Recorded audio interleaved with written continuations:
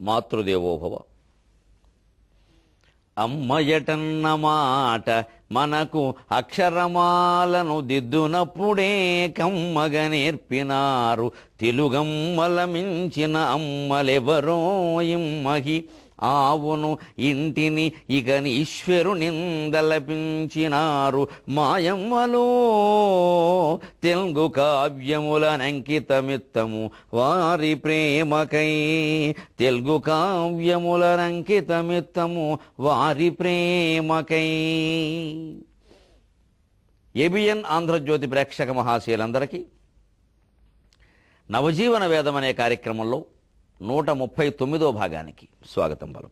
వేదానాం సామవేదోస్మి దేవానామస్మి వాసవక ఇంద్రియాణం మనశ్చాస్మి భూతానామస్మి చేతన.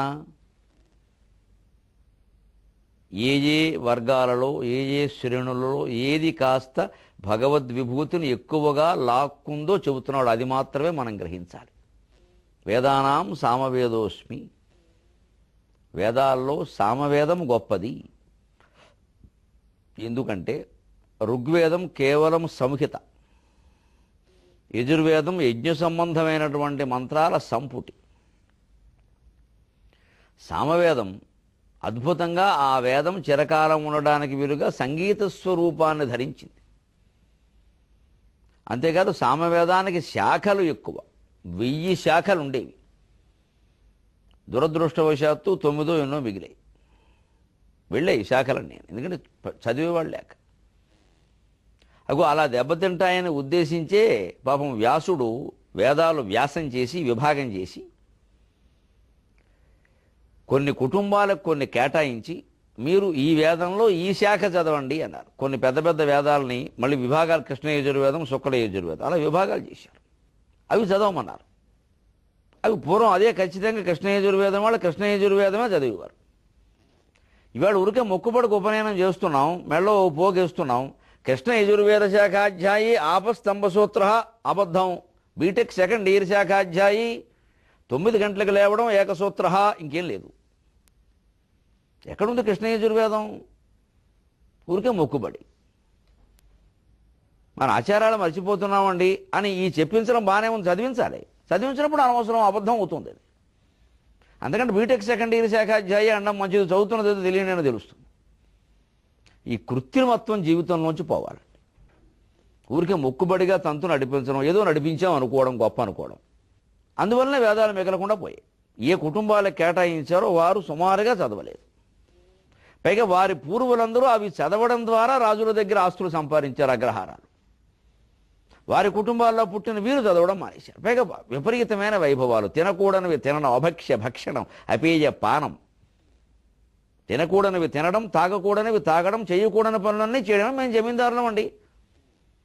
మా చిన్నతనంలో అగ్రహారీకులు అనేవారు. అగ్రహారీకులు అంటే ఎక్కడా పవిత్రత కనపడేది కదా, గర్వం, గొప్ప, దుర్లక్షణాలు, దుర్వ్యసనాలు తప్ప. పొగరు. అగ్రహారీకులు అంటే పొగరు. ఆ గొప్ప చెప్పుకుందుకు మీరు, ఎందుకంటే వాళ్ళకు 200 ఎకరాల పొలం ఉంది.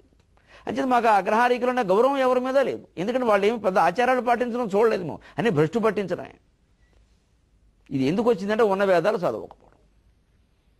కనీసం దాన్నైనా మిగలనివ్వండియా అని చెప్పడం కోసం వేదానాం సామవేదోస్మి సంగీత స్వరూపాన్ని ఇచ్చి, ఆ సంగీతం కారణంగా ఓ స్థిరమైనటువంటి రూపం ఏర్పడి, ఆ ఆకర్షణ కారణంగా నిలబడి వేదం మిగులుతుంది. సామవేదం అని కొంతమందికి ఇంటి పేరే ఉంది ఏకంగా. అంటే వారు పూర్తిగా వేదశాఖకి సంబంధించిన మహానుభావుల కుటుంబం అది.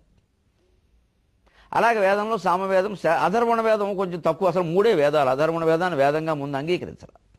అందుకే త్రయీ విద్య అంటారు వేదాన్ని. మనకి విభూతి రేఖలు 3 ఉండడానికి కారణం వేదములు 3 కాబట్టి, లేదా 4 ఉండేవి. తర్వాత అధర్వణ వేదాన్ని కలియుగంలో చేర్చి పారేశారు. ఇది ఇంతకుముందు చేర్చలేదు.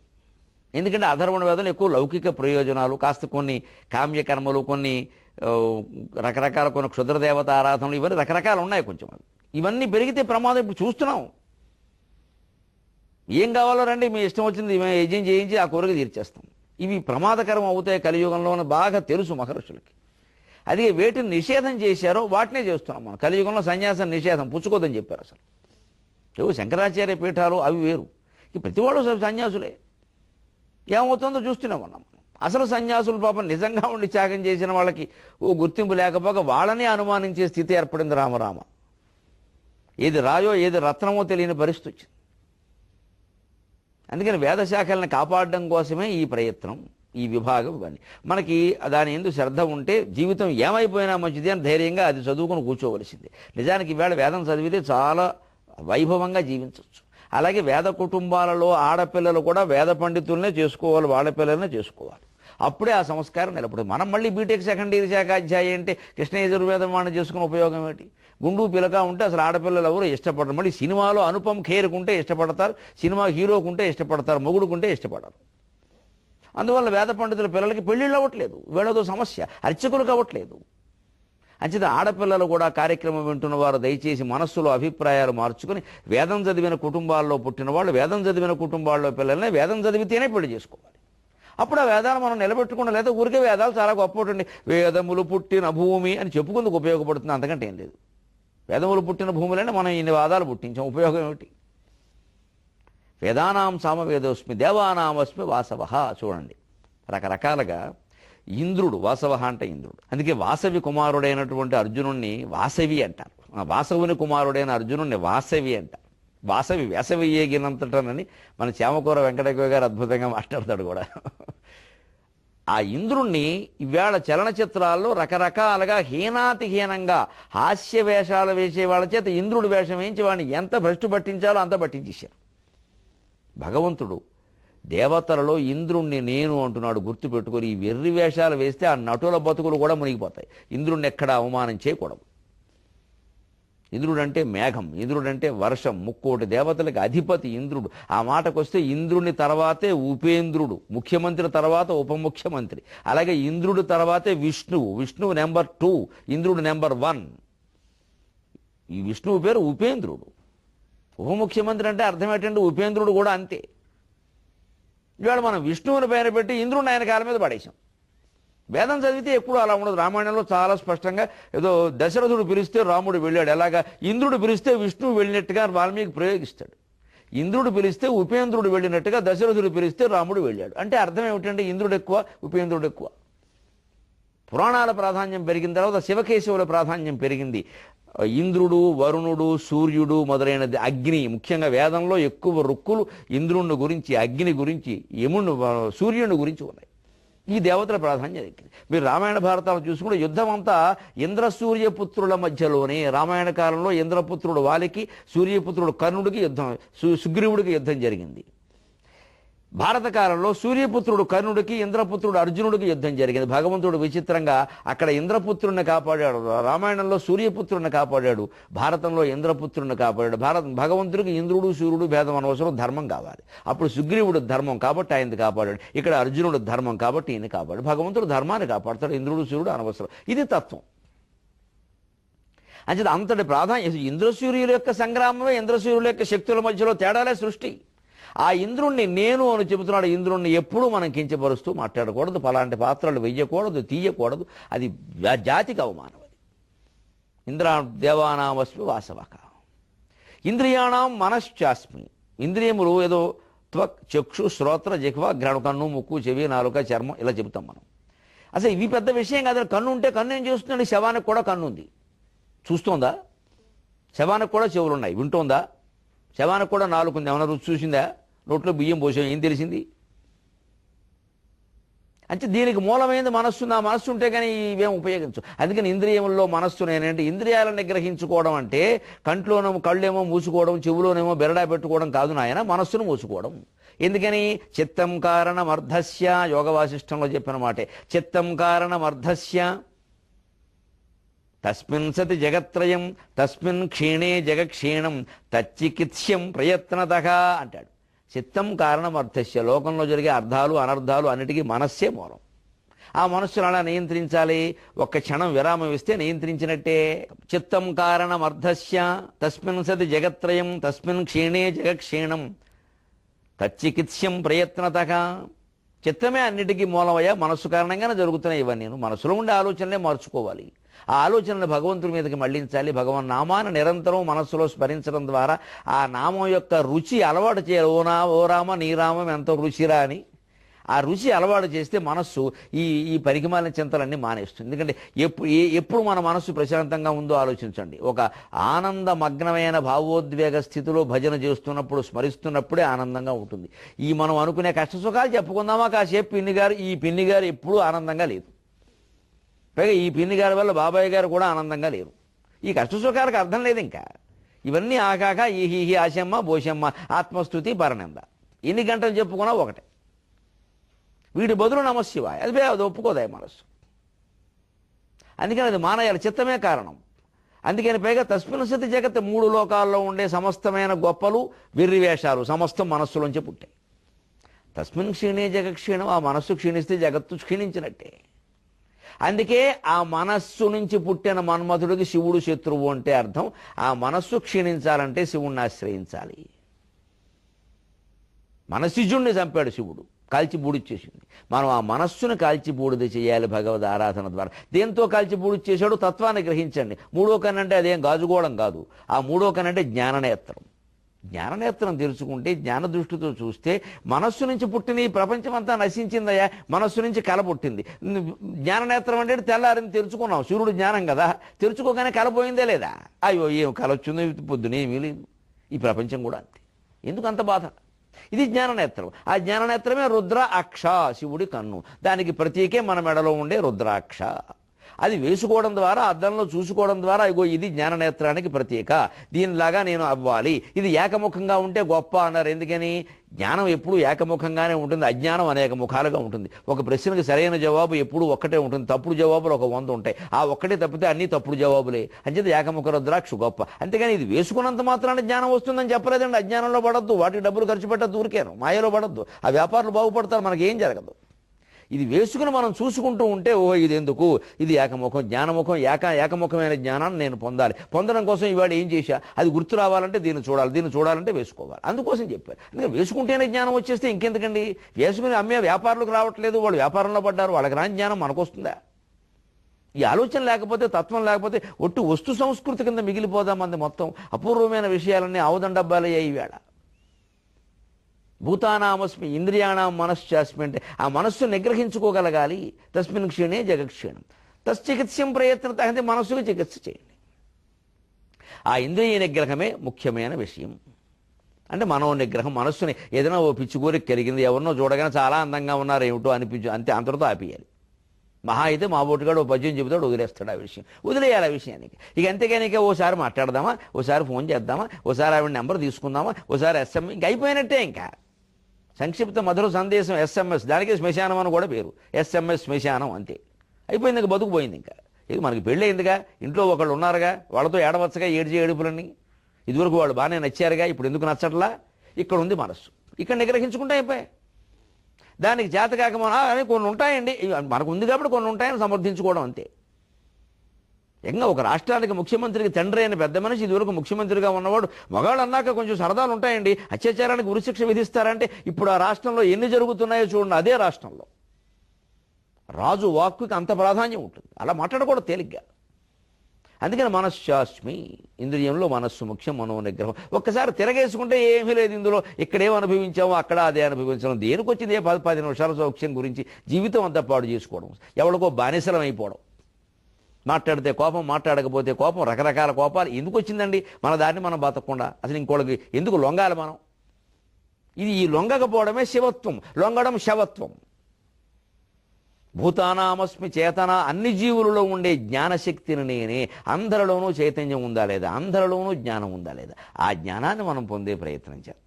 విభూతి యోగం ద్వారా ప్రత్యేకంగా నేర్చుకోవాలి. అప్పుడు ఒకవేళ నిజంగానే తప్పు చేశాం, ఏం చెయ్యాలో, భగవంతుడి దగ్గర ఎలా ఏడవాలో, ఎంత నిజాయితీగా ఉండాలో దుర్జడు చెబుతున్నాడు. దమ్ముంటే నేర్చుకుందాం. కాయల్గాచవధూన ఖగ్రముల చే కాయంబు వక్షోజముల్ రాయన్ రాపడె రొమ్ము. తెలుగు సాహిత్యం మొత్తం మీద తనకుండే దుర్వ్యసనాల విషయంలో కూడా ఇంత నిజాయితీగా మాట్లాడిన వాడు మరొకడు లేడు. దుర్జటి నీకు పాదాభివందనం. కాయల్గాచవధూన ఖగ్రముల చే కాయంబు వక్షోజముల్ రాయన్ రాపడె రొమ్ము మన్మథ వికార క్లేశ విభ్రాంతి చే ప్రాయం వాయను బట్టగట్టె తలా. కాళహస్తీశ్వర, ఎంత 70 ఏళ్ల వయస్సులో కూడా ఈ ఆలోచనలు పోవట్లేదు. ముసలాడికి దసరా పండగల జీవితం తయారవుతుంది. ఇంకా యంగ్ అయితే బాగుండు దీనికోసం బెళ్ళలు వేసుకుందామా అని మొదలెడుతున్నామే. కాయల్గాచ వధూనఖగ్రములచే కాయంబు వక్షోజముల్ రాయన్ రాపడె రొమ్ము మన్మతి వికార క్లేశ విభ్రాంతిచే ప్రాయం వాయను బట్టగట్టె తల చెప్పన్ రోత సంసారమే చేయంజాల విరక్తు చేయగదవే శ్రీకాళహస్తీశ్వర. ఎప్పటికైనా ఇలా ఏడుస్తామండి మనం దేవుడి దగ్గర. చేసిన తప్పులను సమర్థించుకుంటాం తప్ప రసికత పేరు మీద. అదే రసికత మరి భార్యకుంటే అబ్బా పాతివ్రత్య దోషం, కొంపలు అంటుకుపోయాయి. ఆడాళ్ళు దారి తెప్పారని మగాళ్ళు ఎప్పుడో తెప్పారు, ఆడాళ్ళు ఇప్పుడు తెప్పారు. ఈ మధ్యన మగాళ్ళు ఎప్పుడో తెప్పారు, యుగం ప్రారంభంలోనే. తప్పడానికి ఆడా మొగాయం ఉందండి. ఎవరు తెప్పామో, ఎందుకు తెప్పామో, ఎక్కడ తెప్పామో ఆలోచించుకోవాలి. కానీ వారు ఎక్కువ వీరు తక్కువ, ఈ తూకాలు మార్కులు ఉన్న జీవితాన్ని బాగు చేసేది ఈ నిజాయితీ బాగు చేస్తుంది. ఎందుకంటే ఎందుకు చెబుతున్నాడు ఈ మాట? ఏ మహాకవైనా చెప్పాడండి? మొహమాటం లేకుండా చెబుతున్నా. ఇదే పద్ధతిలో ఇదే రకంగా శ్రీనాథుడు సంచరించాడు. అలసాని పెద్దన కూడా తక్కువవాడు కాదు. తెనాలి రామకృష్ణుడు సరే. ఎవరు తక్కువ వాళ్ళండి ఆ కాలంలో? అందరికీ అంతో ఇంతో ఉండే వ్యవహారం. ఓ పోతన గారికి మినహాయింపిద్దాం, నాన్నయ్య గారు లాంటి వాళ్ళు అంతే. అందరికీ ఉంటే మరి దుర్జుడు ఒక్కడే చెప్పి ఎక్కడ అలసాని పెద్దని చెప్పలేదు, శ్రీనాథుడు చెప్పలేదు. తప్పు ఒప్పుకోలేదు. తన సరదా ఉందని చెప్పాడు, తప్పు ఒప్పుకోలేదు. ఇప్పుడు ఏమంటాడంటే కాయల్గాచే వధువు నఖగ్రముల చే కాయం. వేళ్ళు మంచివి, గోళ్ళు మంచివి, నఖక్షతాలు అవన్నీ అందమైన శృంగార చేష్టలు అని ఓహో చదువుకుంటూ కూర్చుని ఇవన్నీ రకరకాల స్త్రీలతో ఇవన్నీ అనుభవిస్తే వాళ్ళ గోళ్ళ రక్కులతోటి శరీరం అంతా వాచిపోయింది, పుళ్ళు పడిపోయింది అన్నాడు. ఎంత నిజాయితీ అండి! వక్షోజములు రాయన్ రాపడి రొమ్ము. ఎంతమంది స్త్రీలు అయిపోయారు ఈ వక్షస్థలాలు కలిసి రాపిడితో మొత్తం రాయిలా తయారైంది నా ఛాతి. ఎప్పుడో దానిలో హృదయము రసజ్ఞత పోయి ఒట్టి బండ ఛాతి అయింది. ఇప్పుడు అది ఈ అర్థం లేదా ఈ వాంఛకి? మన్మథ వికార క్లేశ విభ్రాంతి చే ప్రాయం వాయను. అయిపోయింది, 70 ఏళ్ళు వచ్చేసి. ఈ బతుకంతా ఈ శృంగార సౌఖ్యాలతోనే సరిపోయింది. వీరు గాదిన వారు గాదని వీరు. బట్టగట్టే తల, నెత్తి మీద ఒక వెంట్రుక లేదు. ఏమి సాధించేది? చెప్పన్ రోత. ఎంత నిజాయితీ అండి మహానుభావుడికి! నిజంగా నాకు అసహ్యంగా ఉందయ్యా. సంసారమే చేయంజాల. అసలు జీవితమే వద్దు. సంసారం అంటే గృహస్థాశ్రమం అనుకోకండి. ఆయన భార్య చాలా గొప్పది. ఆవిడ మహా గొప్ప ఇల్లాలి కాబట్టి ఆయన జాగ్రత్తగా చూసుకుంది. ఇలాంటి వాడిని కూడా మనకు అటువంటి మహాకవి దొరికాడు. ఆవిడకి మనం రుణపడి ఉన్నాం. దూర్జటి భార్య అన్నం తప్ప ఆవిడ పేరు తెలియదు మనకి. ఎటువంటి స్త్రీలండి వాళ్ళు! వాళ్ళ కాళ్ళకి దండం పెట్టాలి మనం. ఓ తెనాలి రామకృష్ణుడు భార్యకి, ఓ పెద్దన్న గారి భార్యకి, ఓ దూర్జటి భార్యకి, వాళ్ళకి దండం పెట్టాలి మనం. వీళ్ళని భరించినందుకు, వీళ్ళు మహాకావ్యాలు రాసే అవకాశం కలిగించినందుకు, వీళ్ళ పాపాలు క్షమించినందుకు. ఆడది తాంబూలం పట్టుకొచ్చి ఇస్తే కానీ కావ్యమే రాదని ఓ పెద్ద మనిషి చెప్పాడు. సరదా అండి తిరగడం అని వేశ్యల్ని వర్ణిస్తూ కూర్చున్నారు ఈ పెద్ద మనుషులందరూ. నిజానికి వీళ్ళ భార్యలకు నమస్కారం అండి. వాళ్ళు తులసి మొక్కలు లాంటి వాళ్ళు కాబట్టి వీళ్ళు రాసిన కావ్యాలు తులసి మొక్కలయ్యాయి. ఈ నిజాయితీ మరే కవికి లేదు. ఆశ్చర్యం ఇది. సంసారమే చేయించాల విరక్తు చేయగలరు. ఇప్పటికైనా విరక్తి రాదా? 60 ఏళ్ళు దాటి 70 ఏళ్ళు దాటుతున్నాయి. ఇప్పటికైనా రాదా? ఇంకా ఏదో అటు చూద్దాం ఇటు చూద్దాం. ఎంతకాలం ఇది? అంచేతనే జీవితంలో మనం తప్పు చేశామని భయపడద్దు, బాధపడద్దు. శంకరాచార్య స్వామి చెబుతున్నారు ఈ పద్యానికి మూలం వేదాంత డిండిమంలో ఒక మాట అంటారు ఆయన. బుద్ధిపూర్వ అబుద్ధిపూర్వకృతానాం పాపకర్మణాం ప్రాయశ్చిత్తమకో జ్ఞానం ఇది వేదాంత డిండిమక.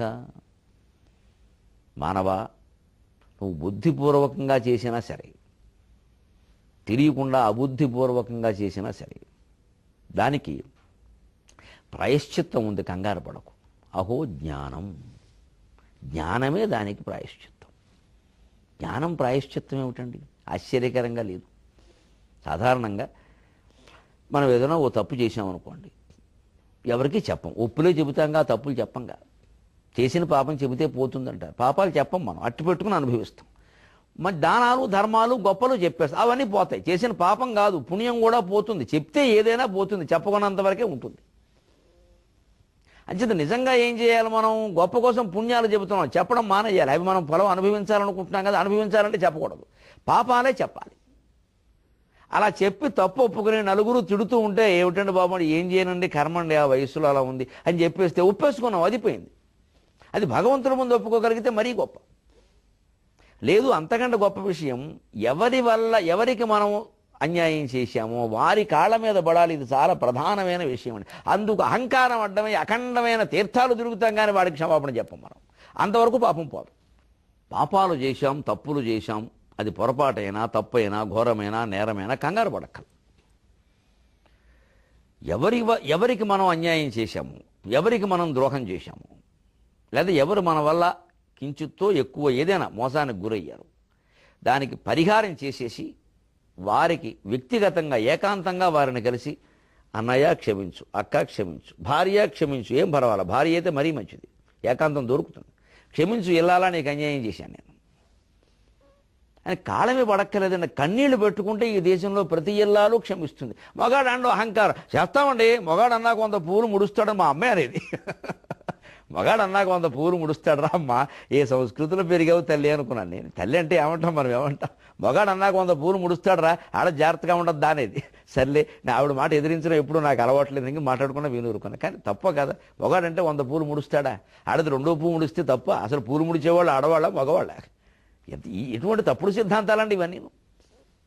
భార్యకి క్షమాపణ చెప్పడం అంటే ఏమక్కల, దొడ్డ వెళ్ళాలి, నువ్వు నన్ను క్షమించబట్టినే బతుకుతున్నా అంటే అసలు కాలం ఆవిడ పడుతుంది, మనం పడ్డం కాదు.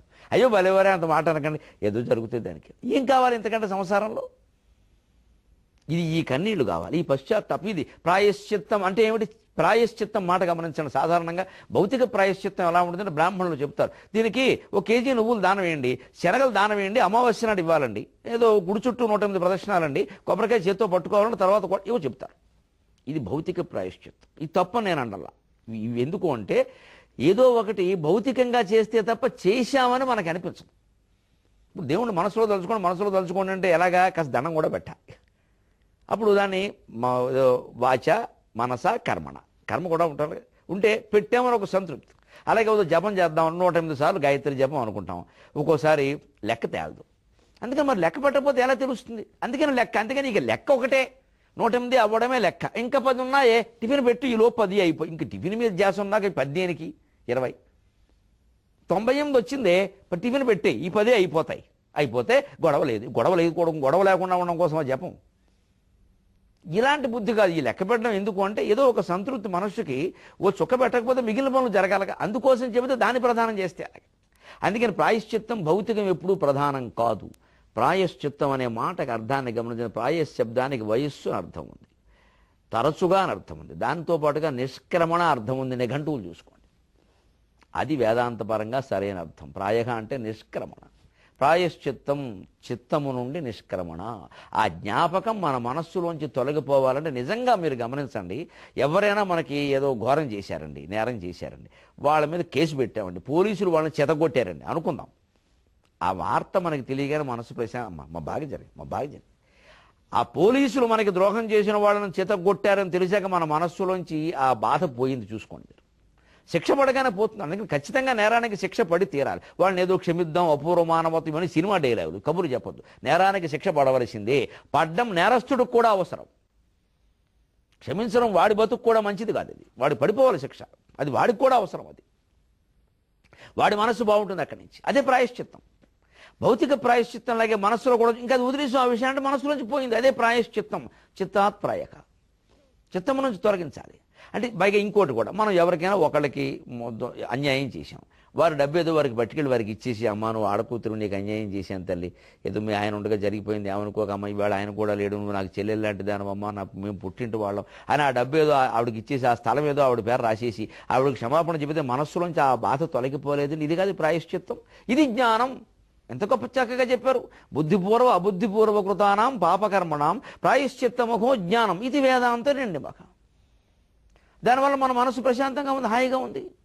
ఇది జరగాలి అంటే నిజాయితీగా ఇంట్లో భగవంతుడి దగ్గర, దైవ విగ్రహం దగ్గర, ఫోటో దగ్గర రోజుకి పావు గంటైనా కూర్చోవాలి, నిజాయితీగా మాట్లాడాలి దేవుడితోటి. ఎవరికి మనం చేసిన పని ఎవరింటికైనా వెళ్ళడం కూడా మనకు అవమానంగా ఉంది, ఎవరికి చెప్పలేం, బాగానే ఉంది. దేవుడి దగ్గర చెప్పలేమండి, నేను వాళ్ళకి అన్యాయం చేశాను, వాళ్ళ కుటుంబం ఈవేళ అనాథ అయిందంటే నేనే కారణం, నా మొగుడికి అన్యాయం చేశాను, నా భార్యకి అన్యాయం చేశాను, నా పిల్లలకి అన్యాయం చేశాను, నన్ను క్షమించు దేవుడా, ఇక నుంచి నా పద్ధతి మార్చుకుంటా, ఈ దుర్వ్యసనాలు నేను మానుకుంటా, నా భార్య పిల్లల్ని జాగ్రత్తగా చూసుకుంటా అని భగవంతుడి ముందు మనమే. మళ్ళీ ఏదో బహిరంగంగా చేయడం కాదు, స్కూలు పిల్లల ప్రతిజ్ఞలాగా, భారతదేశం నా మాతృభూమి, భారతీయులందరూ నా సహోదరులు, మా పక్కనుండే అమ్మాయి తప్ప, అది మాత్రం వీడికి ప్రియురాలు. భారతీయులందరూ నా సహోదరులు అంటాడు, పక్క అమ్మాయికి సైడ్ కొడుతూ ఉంటాడు. ఇక్కడి నుంచి ఇంకా సహోదరులు ఎక్కడది? ఈ ప్రతిజ్ఞలు కాదండి, ఈ ఊరికే కాలక్షేపం ఇవన్నీ. చేయకపోతే హెడ్ మాస్టర్ ఊరుకోరు కాబట్టి దేవుడి దగ్గర అలా చేయకూడదు. నిజాయితీగా ఏడవాలి. ఓ చమత్కారం చెబుతాం మనం. నిజాయితీగా ఏడవడం వల్ల ఎన్ని ప్రయోజనాలు ఉన్నాయో తెలుసా? నవ్వు 4 విధాల చేటు అంటారు, ఏడుపు 7 విధాల లాభం అని చెప్పారు. ఆధునిక పరిశోధనల్లో తేలిన విషయం. నవ్వు 4 విధాల చేటు అన్నారు. అది భారతం ద్రౌపది కారణంగా వచ్చింది. అన్ని సందర్భాల్లోనూ వర్తించకపోవచ్చు, ఏదో ఆ సందర్భం గురించి చెప్పారు. జాగ్రత్తగా ఉండడం మంచిది. ఏడుపు 7 విధాల మేలన్నారు. ఒకటి, నిజాయితీగా ఏడిస్తే, కన్నీళ్లు గారిస్తే కళ్ళలో ఉండే క్రిములు, కీటకాలు, నలుసులు లాంటి దోషాలన్నీ పోతే ఆ నీళ్లతో బయటకు వచ్చేస్తాయి. మనం శరీరంలో కూడా ఏదైనా కల్తీ పదార్థాలు ఏమైనా సేవిస్తే వెంటనే బాగా నీళ్లు తాగమన్నారు.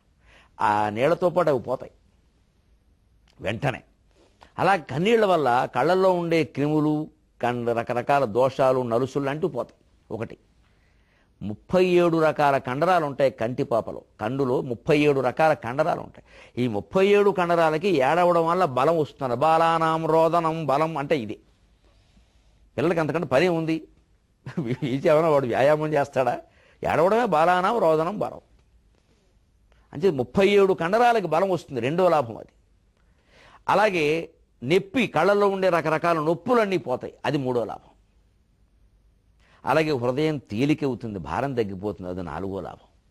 గుండె నొప్పి రాదు నిజాయితీగా ఏడిచే వాళ్ళకి. అందుకే ఆడవాళ్ళకి గుండె నొప్పి సాధారణంగా రాదు, మగవాళ్ళకి ఎక్కువ వస్తుంది. వీడు ఏడవడు, పైకి చెప్పడు, లోపల కుమిలిపోతాడు, ఎప్పుడో టాప్ మట్టాడు. ఆడవాళ్ళకి రాదు గుండె నొప్పి. రెండోది, 6వ లాభం, ఆడవాళ్లలో స్త్రీ సంబంధమైన హార్మోన్లు, మగవాళ్ళలో పుం సంబంధమైన హార్మోన్లు వృద్ధి చెందుతాయి ఏడవడం వల్ల. హార్మోన్లు పెరుగుతాయి హాయిగా. 7వది గొప్పది, నటన చేయాల్సిన అవసరం జీవితంలో ఉండదు. నిజాయితీగా ఉన్నామనే భావన కలుగుతుంది. ధూర్జటి పద్యంలాగా 116 పద్యాలు ఈ మనిషి ఇలాగే రాస్తారండి. ఆ నిజాయితీకి నమస్కారం అంతే. ఏమి అసలు మొహమాటం గురించి ఎవరేమనుకుంటారు అనుకోని కొండ భద్ర కూడా చెప్పడమే. తిట్టదలుచుకున్న వాడిని తిడతాడు, మెచ్చుకోదలుచుకున్న వాడిని మెచ్చుకుంటాడు. ఇంత నిజాయితీగా మనం జీవితంలో ఉంటే ఏడవడం నిజంగానే 7 విధాల లాభం అవుతుంది. జీవితంలో ప్రతిదాన్ని లాభంగానే భావిద్దాం, ప్రతి అసౌకర్యాన్ని సౌకర్యంగా మలుచుకుందాం. అదే నవజీవన వేదం. సెలవు.